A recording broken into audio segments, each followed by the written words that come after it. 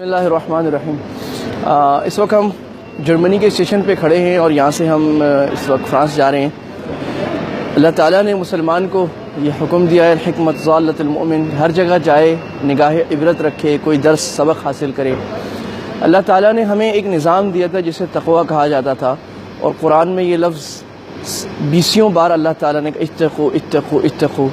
تقوی کا معنی یہ ہے کہ انسان اپنے اندر ایک ایسا نظام پیدا کرے کہ اللہ کا ڈر ہو اور کسی مخلوق کا ڈر نہ ہو، اور اس ڈر کی وجہ سے آدمی اچھے کام کرے اور برائی سے بچے۔ یہ اس تقوی کا تھا، سیلف ٹیکنالوجی جسے کہا جاتا ہے، اپنے اندر یہ نظام پیدا کرے۔ جب تک امت نے یہ نظام اپنے اندر پیدا کیا تھا، اللہ نے امت کو عروج دیا تھا، ہماری سنہرا دور تھا، اللہ نے کفار کو ہمارے زیر نگو رکھا تھا۔ جب سے ہم نے یہ نظام چھوڑ دیا اور جب ہر مسلمان خلوت میں اور جلوت میں مسلمان نہیں رہتا، خلوت میں وہ حیوان ہو جاتا ہے، بددیانت ہو جاتا ہے، تو یہ نظام اللہ تعالیٰ نے اٹھا کر ترقی کا کسی اور کو دے دیا۔ یہاں ہم ٹرین اسٹیشن پہ 2-3 باتیں یہاں بڑی اہم ہیں جو دیکھنے کی ہیں۔ نمبر 1، یہاں وقت کی پابندی۔ یہاں اگر لکھا ہے کہ کوئی ٹرین یا بس بھی 9:08 پہ جائے گی تو 9:08 پہ جائے گی۔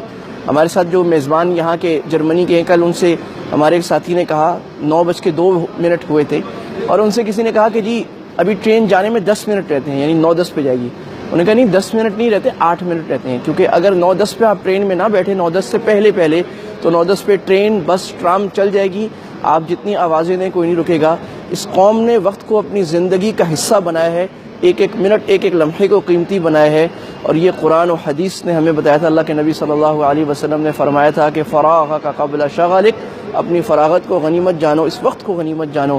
اللہ نے نماز ہمارے لیے وقت کی پابندی کے لیے، نماز کے بہت سارے فلسفوں میں اور بہت سارے فوائد میں ایک فائدہ وقت کی پابندی اللہ تعالیٰ نے قرآن میں تصریح کی، ان الصلاۃ کانت علی المؤمنین کتابا موقوتا۔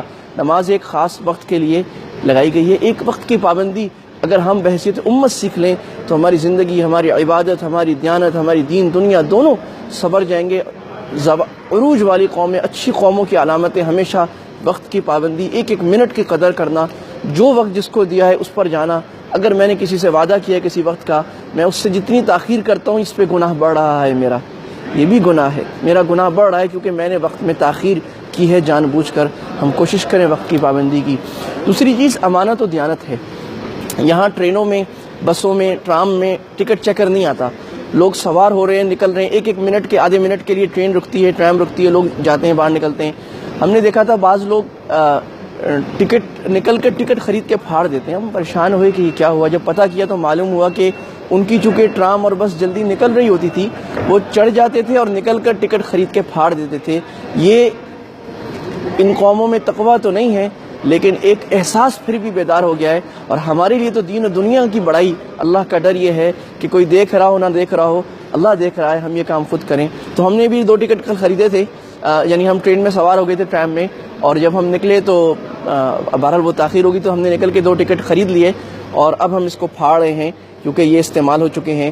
بعض احباب کہہ رہے تھے کہ نہ پھاڑیں، دوبارہ استعمال کر لیں۔ ہم نے کہا ٹھیک ہے، کوئی دیکھے گا تو نہیں، لیکن اللہ دیکھ رہا ہے۔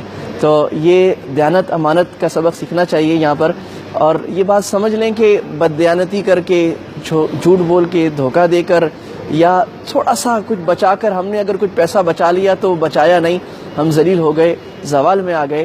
آج اگر پیسہ بچانا اور 2 نمبری کرنا اور جھوٹ بولنا، دھوکہ دینا کامیابی کا سبب ہوتا تو ہم کامیاب ہوتے، ہم کامیاب نہیں ہیں۔ اور اگر پوری سچائی کرنا اور پورے پیسے صحیح جگہ پہ دینا، پورے ٹکٹ صحیح جتنے مہنگے ہو خریدنا، وہ زوال کا سبب ہوتا تو یہ قومیں زوال میں ہوتی، ایسا نہیں ہے۔ تیسری بات جو یہاں سیکھنے کی ہے وہ یہاں کا نظم ضبط ہے، ہر چیز نظم و ضبط کے ساتھ ہے، ہر بات واضح لکھی ہوئی ہے، ہر چیز اپنے نظم میں جا رہی ہے۔